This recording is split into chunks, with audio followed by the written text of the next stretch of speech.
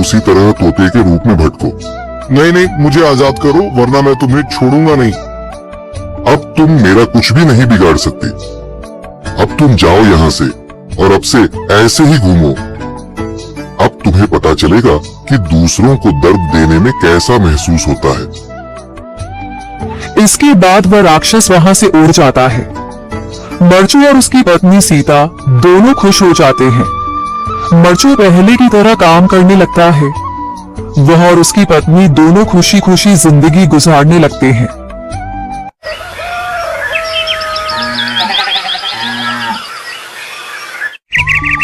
मरचू जंगल से लकड़ियां काटकर बाजार में बेचने गया, लेकिन उसे लकड़ियों के अच्छे दाम नहीं मिले। इस पर मरचू ने कहा, अरे भैया, इतने कम पैसे? इन पैसों में तो 2 वक्त का खाना भी नहीं मिलेगा। आप मुझे बहुत ही कम पैसे देते हैं। मैं इतनी मेहनत से लकड़ियां काट कर आता हूँ, लेकिन उनके पैसे मुझे बहुत कम मिलते हैं। भैया, तुम्हारी लकड़ियां होती ही इतनी कमजोर हैं कि मैं इससे ज्यादा पैसे नहीं दे सकता। तुम्हारी लकड़ियों के बस इतने ही पैसे बनते हैं। अरे भैया, कुछ ज्यादा कर दो ना। वो क्या है ना कि इन पैसों का तो कुछ भी नहीं आता। मैं अपनी जिंदगी कैसे गुजारूंगा?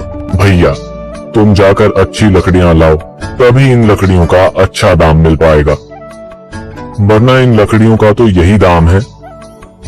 ये सुनकर मरचू बहुत ज्यादा परेशान हो गया और पैसे लेकर किराने की दुकान से सामान खरीदकर घर आ गया। घर पहुंचते ही मरचू की पत्नी सीता ने कहा, जी सामान ले आए आप? हाँ जी, सामान ले आया हूँ। सीता के चेहरे पर खुशी छा जाती है, लेकिन जब उसने सामान देखा, जी इसमें तो बहुत थोड़ा सामान है। हाँ सीता, मुझे पता है कि यह सामान बहुत थोड़ा है, लेकिन मैं क्या करूँ? मेरे पास जितने पैसे थे, मैं उतने का ही सामान लेकर आ गया हूँ। इस तरह हमारा गुजारा कैसे हो पाएगा जी? आपको तो पता ही है कि हम कितनी मुश्किलों से गुजारा करते हैं। हाँ हाँ, मुझे पता है, लेकिन मैं कर भी क्या सकता हूँ? मेरे पास इतने पैसे ही नहीं कि हम एक अच्छी जिंदगी गुजार सके।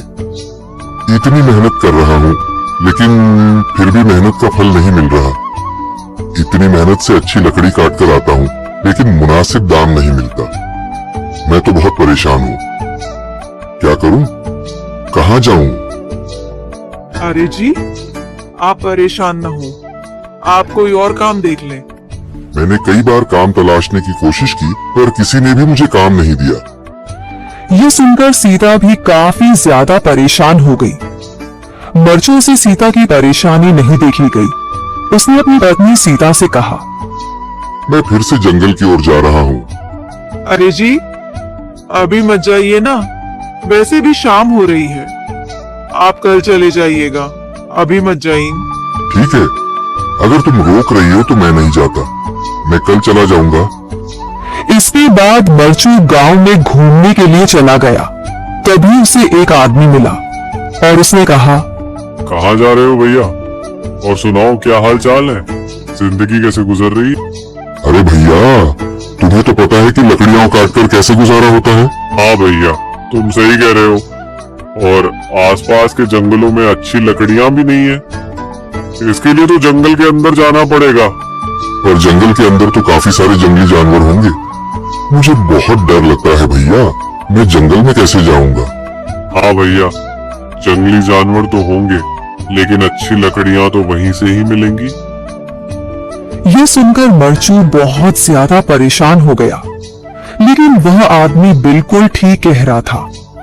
जंगल के किनारे की सारी लकड़ियां कट चुकी थीं। अब सिर्फ जंगल के अंदर ही अच्छी लकड़ियां बची थीं। अगली सुबह मरचू